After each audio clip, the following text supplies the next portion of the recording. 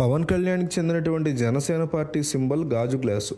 కానీ ఎన్నికల కమిషన్ మాత్రం గత ఎన్నికల్లో ఆ పార్టీకి పోలైన ఓట్ల శాతం కారణంగా ఆ గుర్తును కేటాయించలేకపోయింది.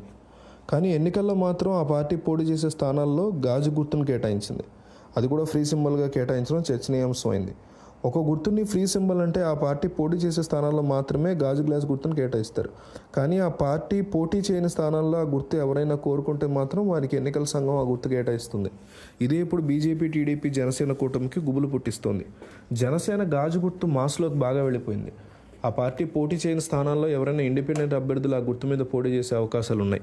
ఒకవేళ స్వతంత్ర అభ్యర్థులు ఆ గుర్తును కోరుకుంటే ఏపీలో ఉమ్మడిగా పోటీ చేస్తున్న భారతీయ జనతా పార్టీ, టీడీపీ, జనసేన కూటమి నేతలకి తిప్పలు తప్పవని చెప్పాలి.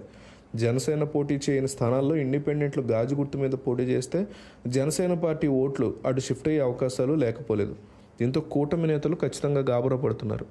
మరోవైపు ఎన్నికల సంఘంతో జనసేన నేతలు తెలంగాణలో మాదిరి ఇక్కడ కూడా గాజు గ్లాసును ఫ్రీ సింబల్ అయినా ఎవరికి కేటాయించకూడదనే రిక్వెస్ట్కి అప్పుడు తెలంగాణలో ఈ గుర్తు ఫ్రీ సింబల్ అయినా ఎవరికి కేటాయించబడలేదు.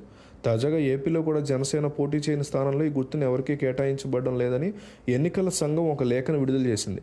దీంతో కూటమి నేతలు ఊపిరి పీల్చుకున్నారు. ఈ ఎన్నికల్లో బీజేపీ, తెలుగుదేశం, జనసేన ఉమ్మడిగా పోటీ చేస్తున్నాయి. బీజేపీ 6 లోక్సభ స్థానాలు, 10 అసెంబ్లీ స్థానాలకి పోటీ దిగుతోంది. అటు జనసేన 2 లోక్సభ స్థానాలతో పాటు 21 అసెంబ్లీ స్థానాలకు పోటీకి దిగుతోంది. టీడీపీ మాత్రం 17 లోక్సభ స్థానాలతో పాటు మిగిలిన అసెంబ్లీ నియోజకవర్గాల్లో పోటీకి దిగుతోంది. ఇటు అధికార వైసీపీ మాత్రం 175 అసెంబ్లీ స్థానాలతో పాటు 25 లోక్సభలకి ఒంటరిగా పోటీలోకి దిగుతోంది. దేశవ్యాప్తంగా 7 విడతల్లో ఎన్నికలు జరగనున్నాయి.